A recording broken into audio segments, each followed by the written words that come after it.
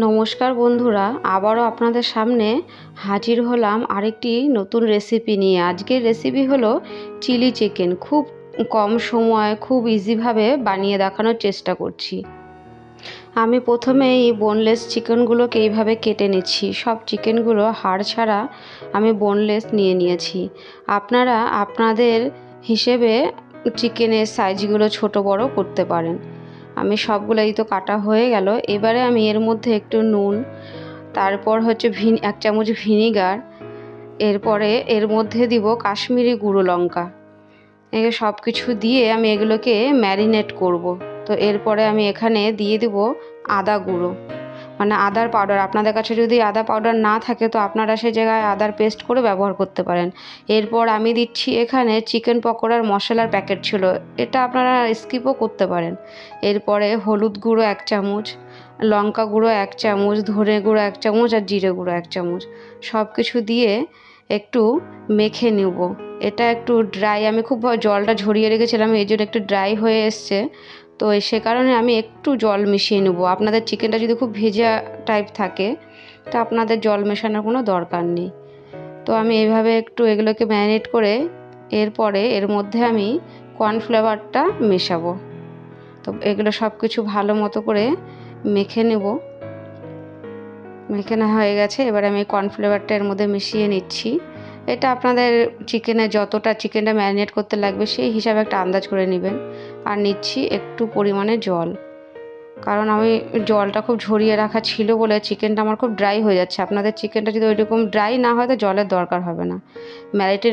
ম্যারিনেটটা হয়ে গেছে। এরপরে আমি আধা ঘন্টার জন্য এটাকে ঢেকে ফ্রিজে রেখে দেবো। ফ্রিজে রাখলে কি হবে, সব মশলাগুলোর মধ্যে খুব ভালোভাবে অ্যাবজর্ব হয়।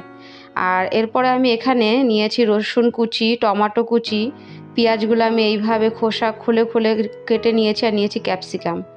এখানে soya sauce, chilli sauce, tomato sauce, আর নিচ্ছি ব্ল্যাক পেপার আর একটু নুন।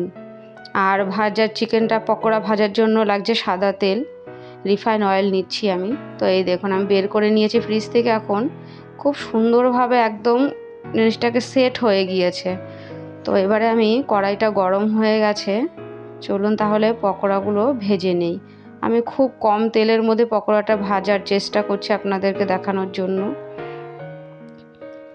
এখানে আমি সব এক এক করে দিয়ে পকোড়াটা ভেজে নেব। এটা ফ্রিজে রাখার কারণে সব মশলাগুলো, কর্নফ্লাওয়ারগুলো সব একদম এর মধ্যে সেট হয়ে লেগে গিয়েছে, দেখতেই পাচ্ছেন আপনারা।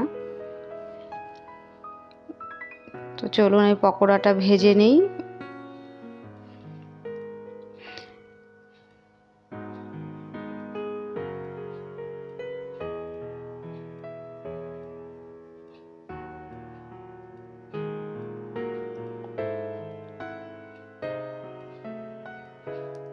পকোড়াগুলো এক পাশ হয়ে গেছে ভাজা। আমি কিন্তু স্টিমটা মিডিয়াম টু হাইয়ে রেখেছিলাম, মানে প্রপারলি হাইয়ে রাখবেন আপনারা, মিডিয়ামের থেকে একটু বেশিতে রাখার চেষ্টা করবেন। এই যে পকোড়াগুলো আমি কাশ্মীরি গুঁড়ো লঙ্কাটা দিয়েছিলাম বলে খুব সুন্দর একটা কালার এসছে এর মধ্যে। তো সবগুলো আমি এক এক করে উল্টে পাল্টে একটু ভেজে নিব। আর একদম হাইয়ে দিলে কি হবে, ভেতরটা আপনার একটু কাঁচা থেকে যাবে, সেজন্য মিডিয়াম হিটে রাখলে পরে ভেতরটা খুব সুন্দর করে হবে। তো পকোড়াগুলো আমার সব হয়ে গিয়েছে, আমি সব এগুলোকে তুলে নেব।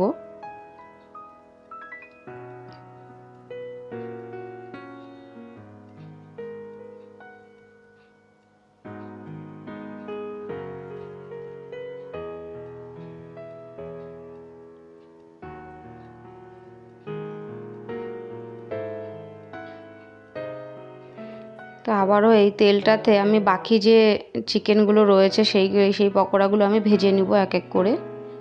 চলুন এটা ভাজা হতে হতে আমি ততক্ষণে আমার মশলার পেস্টটা, মানে গ্রেভি বানাবো সেই পেস্টটা আমি বানিয়ে নিচ্ছি। এখানে প্রথমে আমি চিলি সস নিয়ে নিচ্ছি 3-4 চামচের মতো, আপনারা আপনাদের হিসাবে করে নেবেন। আর এখানে দিচ্ছি আমি এবার টমেটো কেচাপ। এটা আমি একটু কমই দিচ্ছি, মিষ্টিটা আপনাদের হিসাবে আপনার পরিমাণ বুঝে নেবেন, আমি একটু ঝাল ঝাল রাখবো। আর দিচ্ছি এখানে এই 3 চামচ সয়া সস। সয়া সসটা মোস্ট ইম্পর্টেন্ট লাগবেই চিলি চিকেন বানাতে গেলে। আর দিচ্ছি এখানে ব্ল্যাক পেপার, কারণ এখানে আমি আর কোনো লঙ্কার গুঁড়ো ব্যবহার করব না, চিলি সস আর ব্ল্যাক পেপারেই এটার ঝালটা হবে। এখানে দিচ্ছি আর একটু আদা গুঁড়ো। আমার কাছে আদার পাউডারটা রয়েছে বলে আমি এটা দিয়ে করছি। আপনারা আদার পাউডারটা না থাকলে, এর আগেও বলেছি যে আদা পেস্ট আপনারা এই জায়গাতে ব্যবহার করতে পারেন। তো হয়ে গেল এটা আমার পেস্টটা তৈরি করা। এবারে চলুন বাকি প্রিপারেশনটা করি। সেই পকোড়া ভাজার তেলটাতেই আমি একটু তেলটা কমিয়ে নিয়েছি। সেই তেলটাতে আমি একটু রসুন কুচি দিয়ে দিচ্ছি। রসুনটা হালকা ব্রাউনেস্ট হওয়ার পরেই আমি পেঁয়াজগুলো দিয়ে দিব।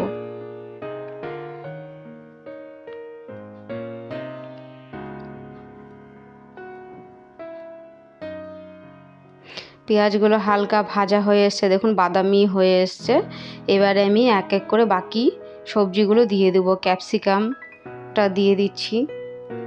টমেটোটা আমি একটু পরে দিব, কারণ টমেটোটা খুব তাড়াতাড়ি গলে যাবে। তো আমি পেঁয়াজ আর ক্যাপসিকাম এইগুলো সব একটু ভালো করে ভেজে নেব। মোটামুটি দেখুন এইরকম ধরনের ভাজা হয়ে এসছে। এই পর্যায়ে এসে আমি নুন দিব।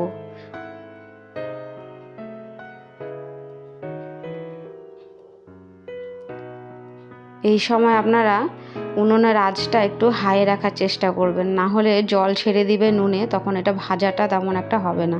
এবার আমি টমেটো কুচিগুলো দিয়ে দিচ্ছি।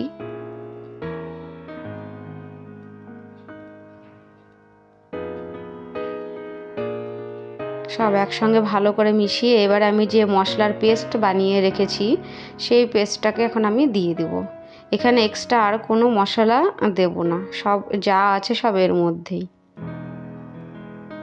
এটা বন্ধুরা খেতে খুবই ভালো হয়, খুব মজাদার একটা রেসিপি, আর খুব অল্প সময়ের জন্য হয়ে যায়। সেই আমি মশলা পেস্টের বাটিটা ধুয়ে একটু জল দিয়ে দিচ্ছি।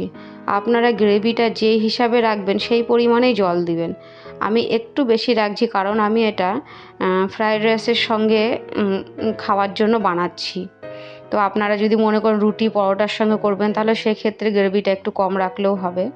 তো আমি সব ভেজে রাখা পকোড়াগুলো এর মধ্যে দিয়ে দিচ্ছি একবারেই। এই যে দেখুন বন্ধুরা, এরকম অনেকে কর্নফ্লাওয়ারটা জলে গুলে একটু লাস্টে দেয়, বাট আমি দেব না, কারণ আমার এটাতেই গ্রেভিটা যথেষ্ট পরিমাণে হয়ে যাবে। আমি একটু ঢেকে দিচ্ছি লো হিটে। 5 মিনিট পরে ফিরে এলাম।